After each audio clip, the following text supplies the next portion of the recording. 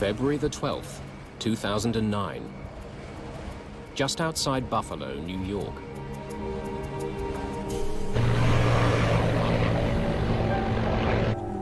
Gear down. Folks alive. Gears down. Jesus Christ! The airplane entered an aerodynamic stall.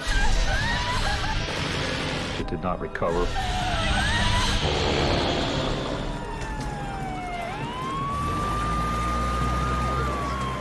It was one of the grisliest, nastiest scenes that I think I've seen. The crash of Continental Connection Flight 3407 would be one of the NTSB's most important in decades, and would see a grieving father fight for changes to the laws governing small airlines. I'm focused and determined to change what exists and not have another dad sitting here. Mayday, mayday.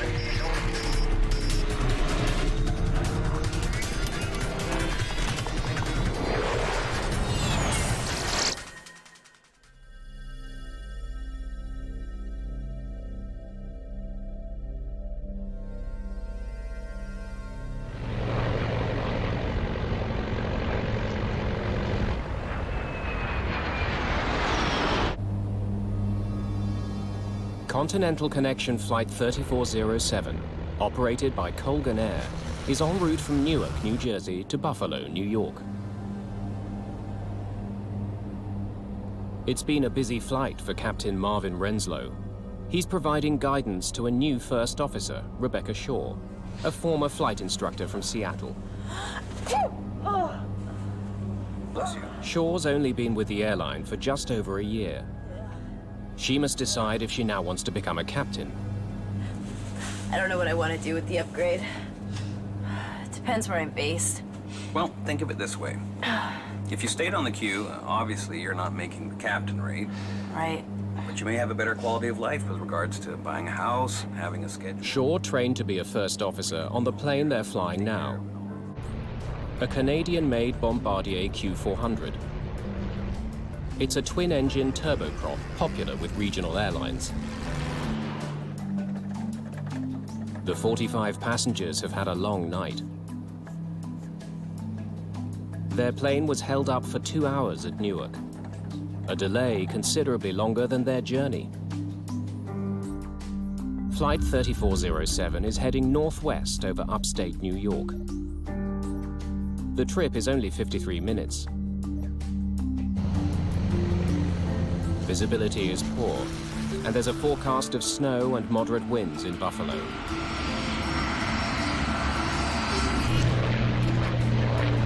Just some water, please. Elise Kausner is a student at Florida Coastal School of Law in Jacksonville. She's on her way to visit her family in Buffalo. She had 5 nieces and nephews at the time, and they had a love luncheon at the kids' school, a couple of the nephews, and they both wanted Aunt Ellie to be their guest. Any excuse to come home, she came home. She talked to all of us from Newark. Hey. And she called us from the lounge. Yeah, it's been over 2 hours. She was PO'd because of the delay. Folks from the flight deck, your first officer speaking. It looks like at this time we're about 10, maybe 15 minutes outside of Buffalo. Weather in Buffalo is pretty foggy. Snowing a little bit there. I'd like to make sure everyone remains in their seats so the flight attendants can prepare the cabin for arrival. Thank you. Colgan 3407, descend and Maintain 2,300. Okay, down to 2,300. Colgan 3407. Let's do a descent checklist, please. We can do the approach checklist along with it. Sure. Bug set. Set. GPWS landing flaps selected 15 degrees. The pilots go through a list of settings for the plane to continue its landing approach. Transfer off. Yep. Passengers can already glimpse the lights of Buffalo's suburbs. Clarence Center is on the approach path for aircraft landing at Buffalo's airport.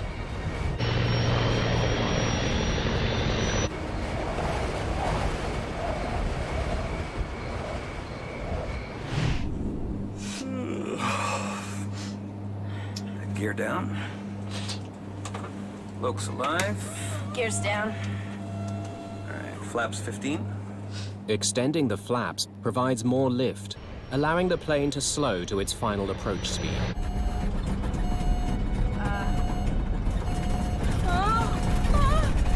Jesus Christ! Suddenly, the control column starts to shake. The Q400 is slipping out of control.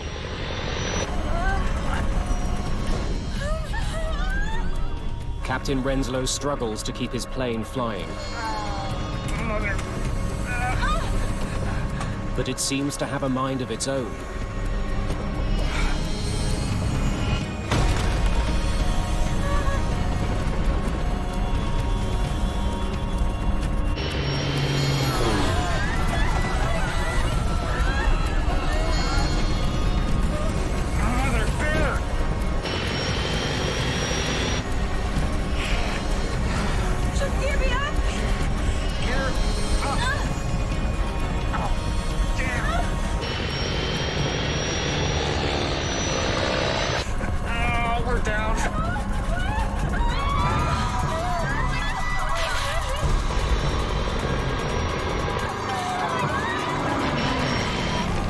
The plane crashes into a house at 6038 Long Street.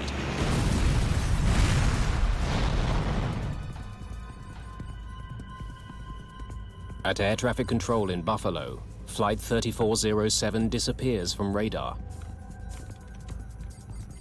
Check Colgan there, see if he's on you. What's his call sign? Colgan 3407. Nope, I don't have him. You see anything out there? Nothing. All right, call the fire department. I'll never forget the dispatcher's words, plane crash, house on fire.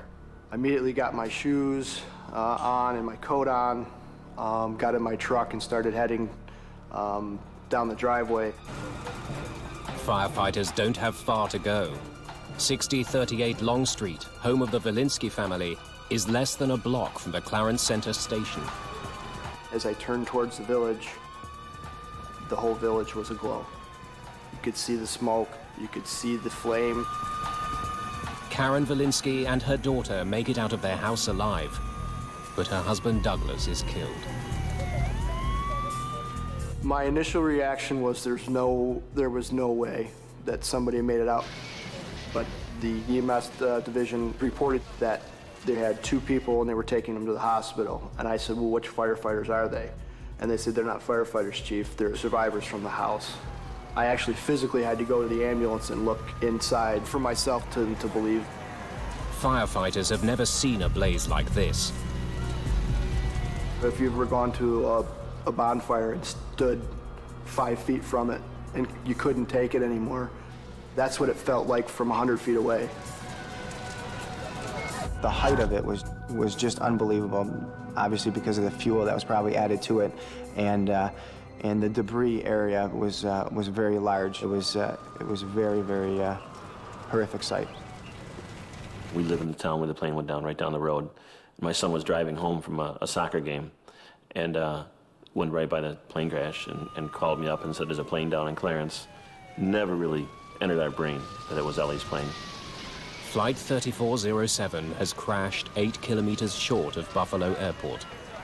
All 49 passengers and crew are dead, including Captain Marvin Renslow and First Officer Rebecca Shaw. But many more people could easily have been killed.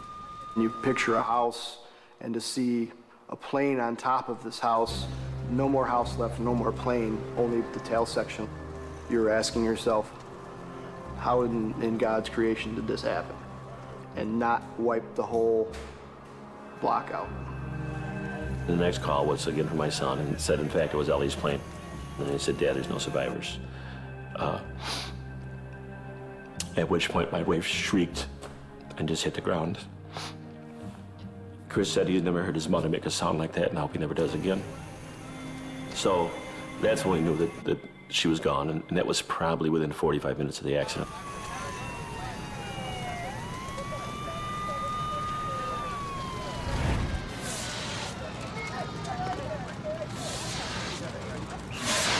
The scene in the morning is one of utter devastation. Clint Crookshanks from the NTSB. Can I start poking around? Clint Crookshanks is one of the first investigators on the case. When we arrived on scene, there was a fire still burning. It turns out it was from a gas line that had been broken in the house. The fireman would put the fire out and it would reignite every couple of minutes. It was one of the grisliest, nastiest scenes that I think I've seen. Flight 3407 may have been a small plane, but it's the worst crash in the US in more than 7 years. It will become one of the NTSB's most important investigations.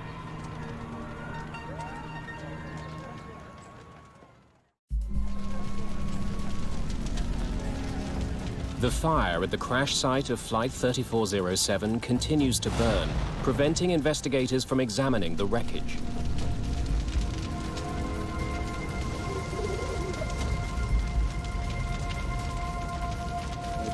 That's where I think the box. The airplane had crashed into a house, and then it had burned all night long, so all the debris was basically in the house.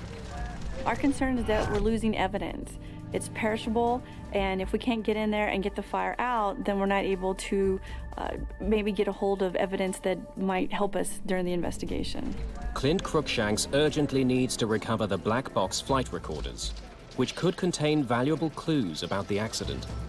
We knew that the recorders were in the tail part of the airplane. Ordinarily, investigators don't go near a crash site that's still burning.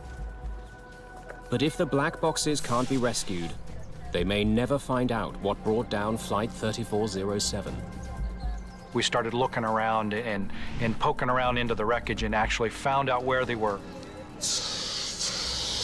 Okay, whoa, it's probably in here, okay? The access panel's on the other side, so we're gonna have to cut a hole right there, okay? The fire department produced a chop saw. We were able to cut a hole in the side of the fuselage and go in and grab the recorders and pull them out. All right, that should do it. To the immense relief of all, the recorders are undamaged. Once we took the recorders out of the airplane, we put them on the jet and they were flown back to Washington, D.C. to our headquarters. Now investigators are faced with a new hurdle. What little is left of the aircraft is hopelessly jumbled together with human remains and debris from the house. It all burned and settled into the basement, so we had probably 10 feet of debris that we had to dig through in order to recover all of the airplane. Authorities wonder how they can salvage any useful evidence from this chaos. They get invaluable assistance from an unusual source. A group of students learning to process crime scenes is enlisted to separate human remains from the rest of the debris.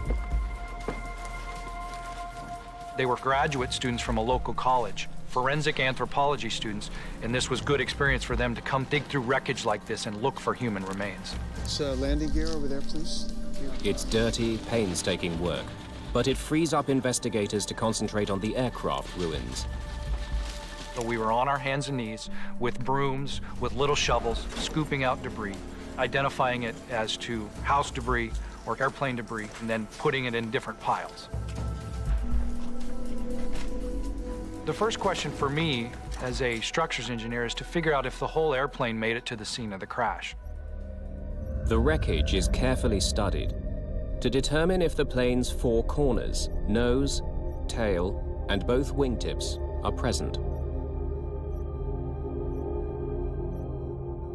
If we find all four corners of the airplane, then we know that there was no in-flight breakup. There was nothing that departed the airplane during the flight that may have caused the accident. One wing has been consumed by fire. The other is shattered into pieces. Hey, have a look at this. But investigators are gradually finding what they've been searching for. Oh yeah, it's the last piece. It's the left one. It wasn't until several days into the investigation, as we were scraping away some of the debris, that we actually found evidence of the left wing and the nose.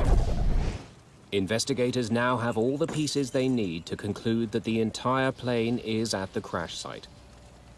Whatever caused the disaster was not the result of a breakup in flight.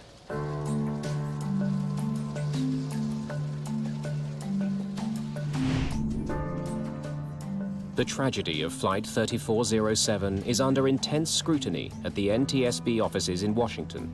Officials there try to determine if some kind of malfunction caused the crash. On this particular accident, we knew it was a landing accident, so we wanted to check the aircraft's performance, and then also we checked for flight control continuity. Much of this responsibility falls to Scott Warren. My role in the investigation was to be the systems group chairman for the safety board, so I was in charge of looking at all of the aircraft systems. Warren analyzes the aircraft's cockpit voice recorder, or CVR, to determine if there were any indications of a problem in the cockpit. Attendants can prepare the cabin for arrival. Thank you. Is that ice on the windshield? He discovers that 6 minutes before the crash, the crew of Flight 3407 had noticed a buildup of ice on the aircraft. Got it on my side. You don't have yours? Oh, yeah. Oh, it's lots of ice. Ice can be a deadly threat to any airplane. If an aircraft has ice on it, it will have more drag on it, so it'll require more power to maintain a given airspeed. Oh yeah, it's the most I've seen on the leading edges in a long time. Until a year ago, Rebecca Shaw had no experience with ice on an aircraft. I'd never seen icing conditions. Never de-iced. Never experienced any of that. When ice accretes on a wing, it adds weight to the airplane, but most importantly, it changes the shape of the wing. And of course, it's the shape, the curved shape of the wing that actually creates the lift. So by changing the lift characteristics of the airplane, it makes it less able to fly. You know, I'd have freaked out. Like, I'd have seen this much ice and thought, Oh my gosh, we were gonna crash. Observing that there was ice on the airplane was an important thing to do. But then it would be important to turn around and verify that your anti-ice and de-ice equipment was on, and there was no indication on the voice recorder that they actually rechecked. Flaps 15. The CVR reveals that only minutes after the crew detected ice, a device called the stick shaker went off. It was a warning that the plane was about to stall, literally to fall out of the sky. Shortly afterwards, the aircraft did precisely that.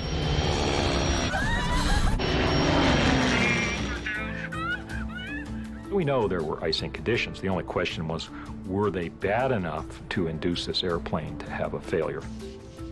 Ice is now the chief suspect in the crash of Flight 3407. If it's ice, let's prove it. We were all convinced that we had an icing accident. We said, yeah, it's going to be an icing accident. We just got to make sure we look for these few key aspects of icing, verify that, and we're good. But some of the victims' family members are less convinced. Our initial thought was that it was an ice-related incident, that it was an icy night and brought the plane down.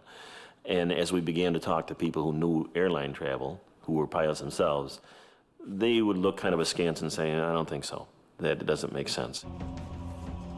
Some investigators share that suspicion. Scott Warren knows a plane like the Q400 has a sophisticated de-icing system. It's designed to keep ice from building up on the wings and other critical parts of the aircraft. To prevent ice accumulating, the plane has rubber bladders along the front of the wings, called de-icing boots. A series of valves uses air from the engines to inflate the boots and crack the ice off the wing. Those boots are designed to inflate periodically, and that inflation breaks off the ice that's accumulated on those leading edges. Warren now wonders if the crew of Flight 3407 actually turned on their de-icing equipment. He studies data from the plane's other black box, its Flight Data Recorder, or FDR. It tracks the workings of crucial aircraft systems, including the de-icing mechanism.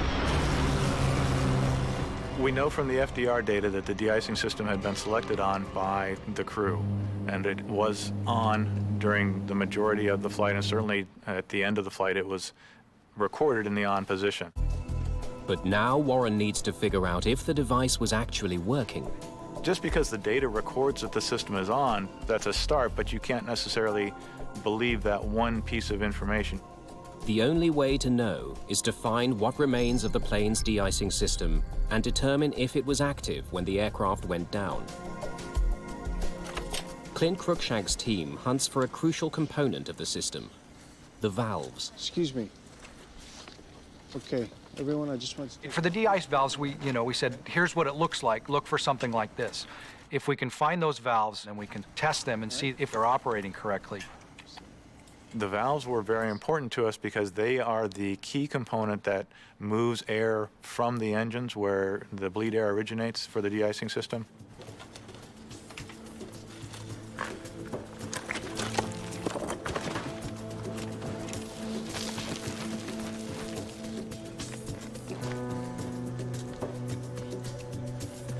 Okay, good. 5 more to go.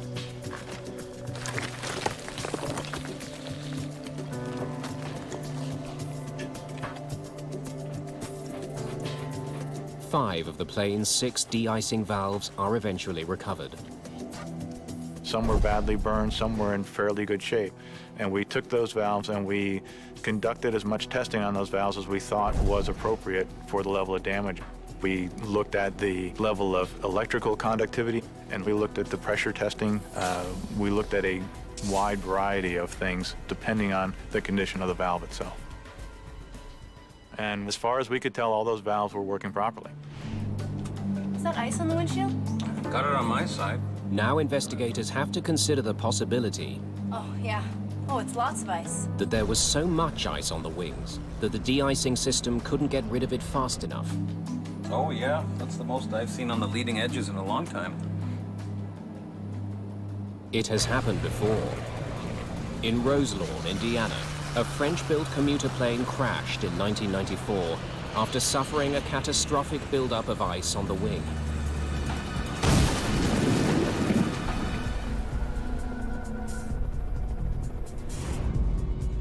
By analyzing how much power was needed for the plane to maintain its airspeed, investigators reach a surprising conclusion.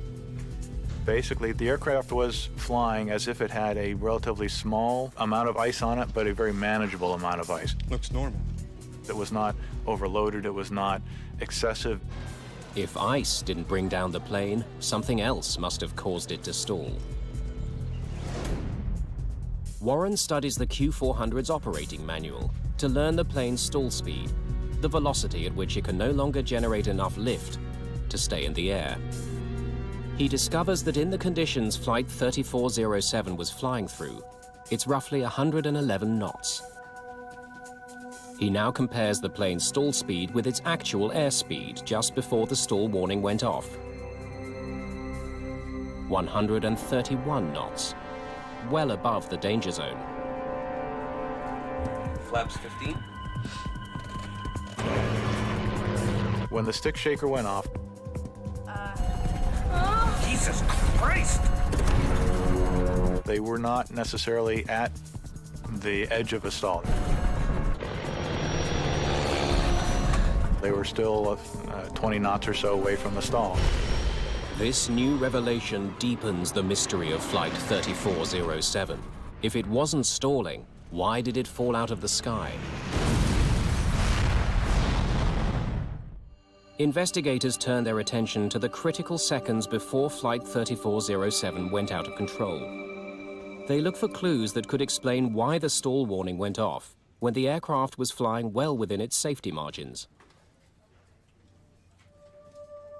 They discover that this plane has a unique feature known as a reference speed switch. It governs the sensitivity of the plane's stall warning. Very few airplanes, in my experience, have such a switch. This airplane is the only one I know of that has an actual switch on the overhead panel. It was designed by the manufacturer to be an extra safety feature. Some kind of variable ref speed?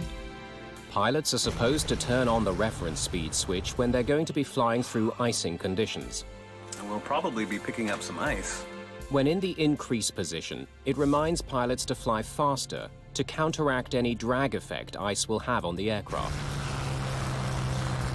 When you are in icing conditions and ice does accrue on the wing, it can cause the stall speed to go up And so this ref speed switch correspondingly causes the warning to come on sooner or at a higher speed. What that switch does is it basically changes the trigger settings for the stick shaker. So we had to ask the manufacturer, how does this switch work?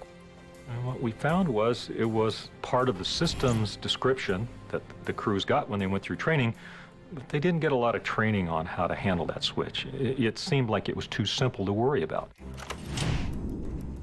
Investigators need to know if the crew of Flight 3407 had turned on the reference speed switch, triggering the stick shaker at a faster than normal speed. The flight data recorder doesn't show whether the switch was on. Investigators must find another way of determining its position at the time of the accident.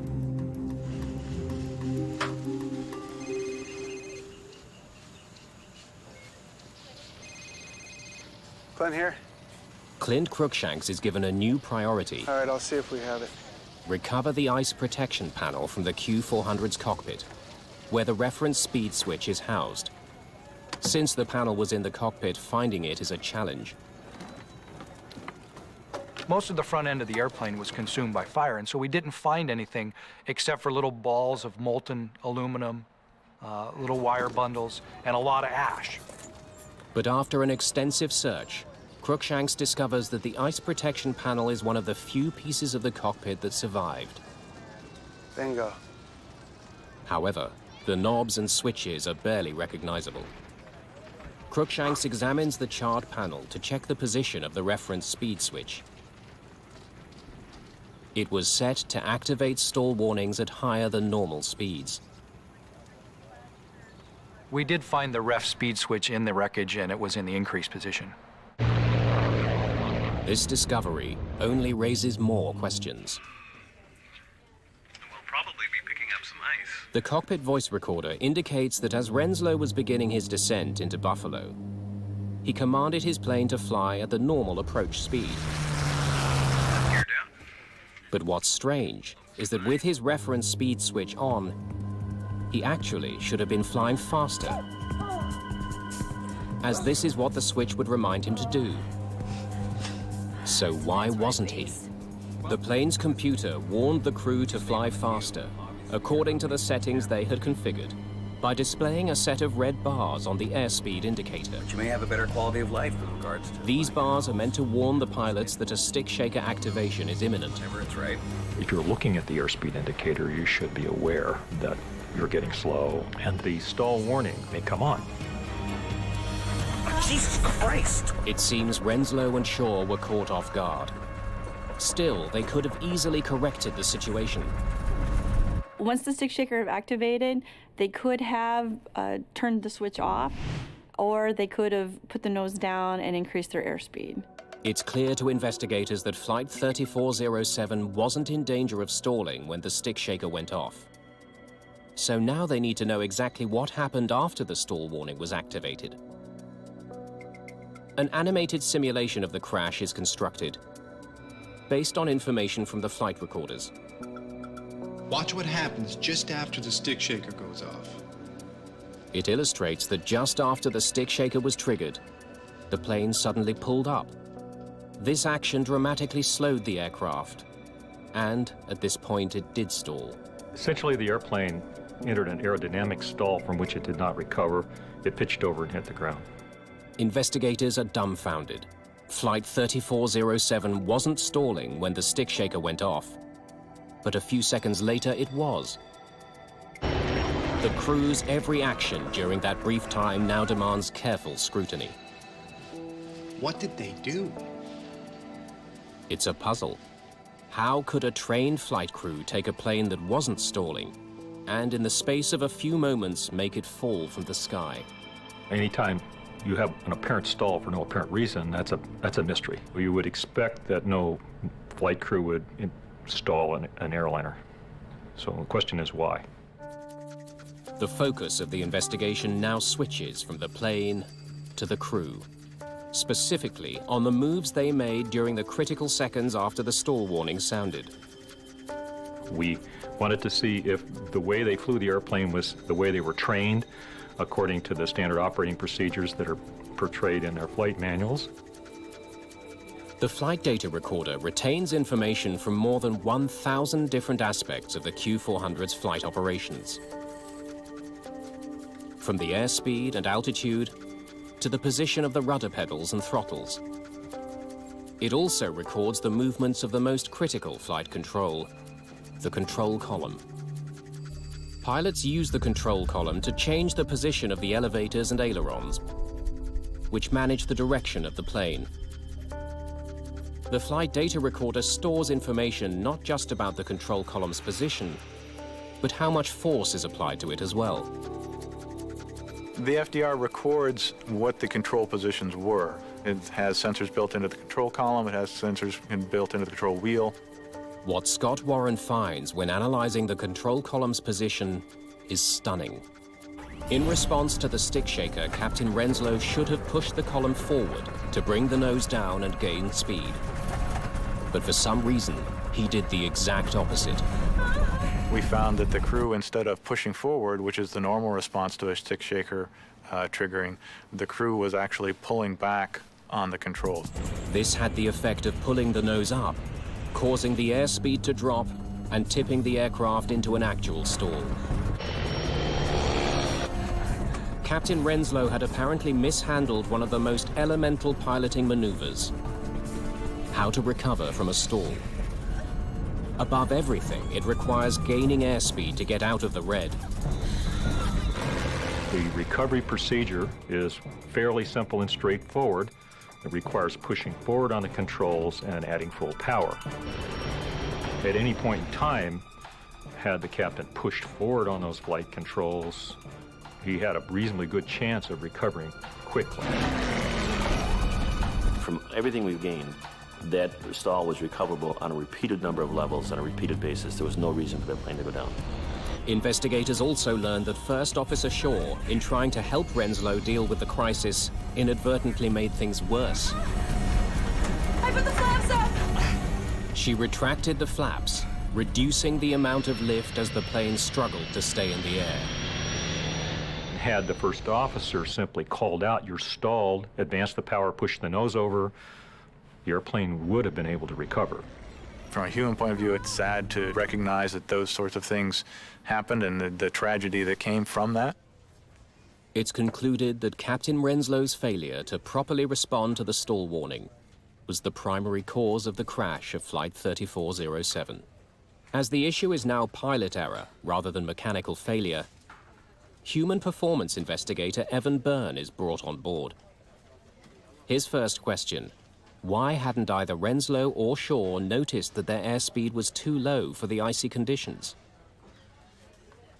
In this case, we can look back towards the fact that there were clear and conspicuous cues of the deteriorating airspeed that were not heeded by the captain.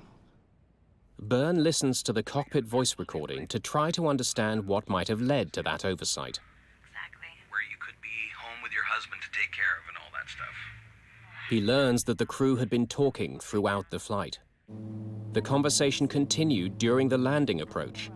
It's a violation of a rule known as the sterile cockpit, which bans non-essential conversation during critical phases of the flight. You're gonna be upgraded in 6 months. Blah, blah, blah. Quite simply, it prohibits conversations that aren't related to the operation of the flight. Let's do a descent checklist, please. We can do the approach checklist along with it. Yeah, sure. Bug set. Byrne also discovers that because of the cockpit banter, the crew performed critical checklists and briefings late. Off. Hydraulic pressure and quantity. Distracted, the crew probably didn't see the red bar indicating they were flying too slowly for the conditions the plane had been configured for. On. Approach checklist complete. Rock and roll. When crews deviate from standard operating procedures and perform checklists late or don't make the required callouts, they become more vulnerable to subtle mistakes that they may make inadvertently that could lead to startle and surprise or unanticipated events that they have to respond to. The evidence is unequivocal. The crew of Flight 3407 was badly distracted throughout the approach. He came in when we interviewed, and he said, yeah, you're gonna be upgraded in 6 months. They had forgotten a key setting they had made that required them to fly faster than normal. they had missed indications that they were flying too slow for icing conditions. Then Captain Renslow had reacted incorrectly to a stall warning, sealing the fate of the plane. Evan Byrne wonders, what could have caused a trained airline flight crew to have made such missteps? He finds a clue on the cockpit voice recording. Excuse me.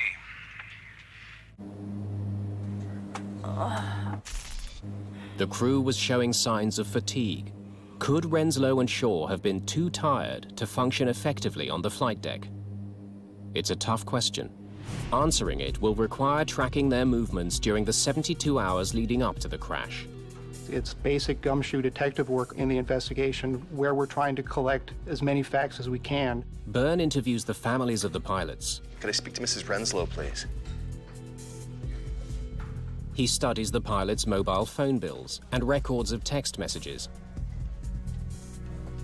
He searches the airline's computer system to determine if and when the crew used it to check their schedules. He needs to track their every move. And what time did Rebecca leave the house? We're talking to colleagues or other pilots, check airmen, instructors, and we ask all those people about the pilots, about their recent activities.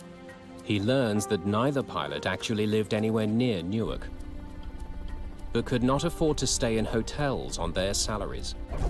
Captain Renslow was earning $60,000 annually at Colgan Air.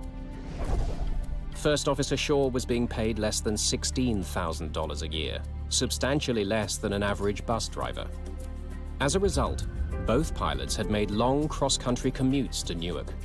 Captain Renslow from his home in Florida, and Rebecca Shaw from Seattle, Washington. In fact, Shaw had commuted all night from Seattle on a cargo flight that connected through Memphis. Captain Renslow had spent the night in the airline's crew lounge at Newark Airport, after having already worked 2 days. He was seen sleeping on a couch in the lounge. It was against company rules, but pilots who couldn't afford housing near the airport did it anyway. Records show that at 3:10 a.m. on the morning of the crash, Renslow was awake. He checked his work schedule on the airline's computer network.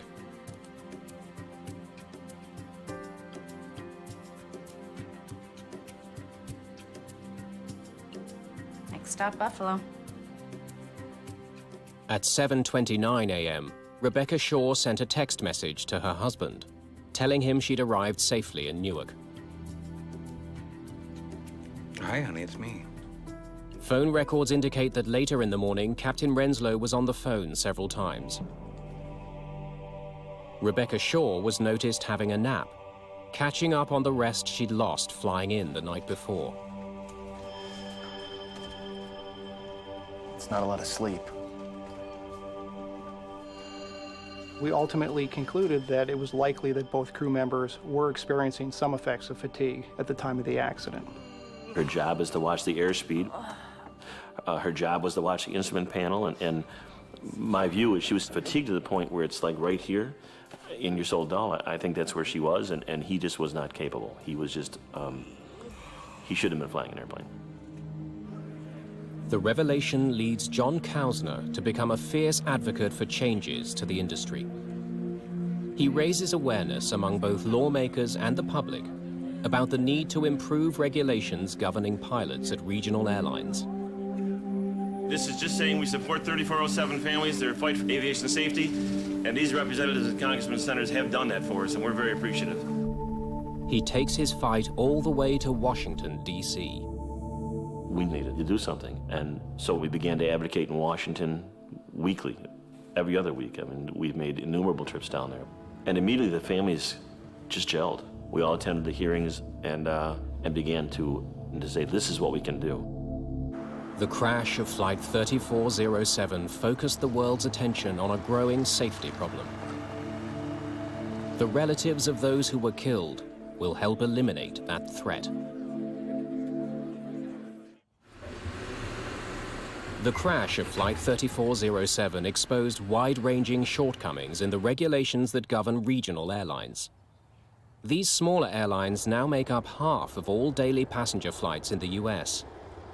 Their pilots are generally younger, less experienced, earn less, and work long hours. Their levels of safety are way different from the majors. They have a much lower threshold in training, in ability, so in pay, obviously, so they can't attract a higher qualified pilot. There are pretty low wages, pretty difficult working conditions, and we don't seem to attract the same level of applicant that we used to. Some regional airlines get into a bind, and they have to hire the first people that meet the minimums. In the US, of the 7 fatal accidents involving passenger jets over the past 10 years, 5 have involved regional airlines. Those include the crash of Delta Connection Flight 5191 in August 2006, which killed 49 people when the crew took off from the wrong runway.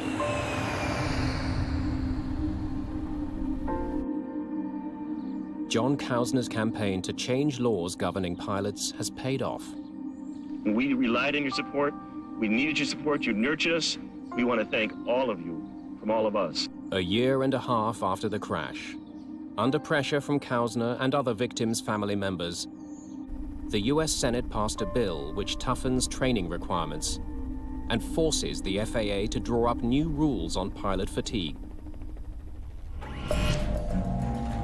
Studies into the problem of overtired pilots are already underway. At the University of Iowa, researchers are developing a system that could help pilots resist fatigue, stay engaged with the critical task of flying, and prevent future tragedies like that of Flight 3407.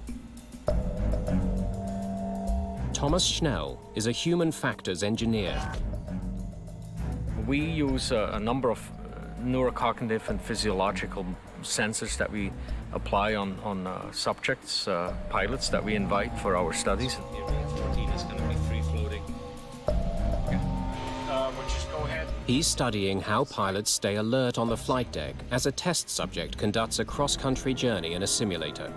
Using sensors, he can determine how alert and engaged a pilot really is.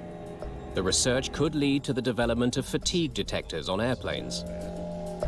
We are trying to predict pilot state so that we can adjust something on the flight deck to prevent the problem from getting worse or starting in the first place. We monitor brain activity, eye movement activity, heart, the EKG and respiration and other parameters in an effort to figure out what the pilot's or the crew's state is. Are they fatigued, overworked, are they disengaged or distracted? This section is where they were really drowsy, and you can see that the gaze has become kind of bored. Schnell instructs the flight simulator to trigger a major systems failure in the cockpit. It's no good. Everything's dead. Hydraulic systems have failed. Flaps are not clicking. Crank up that heat map so we can see what this brain activity was. Brace for impact.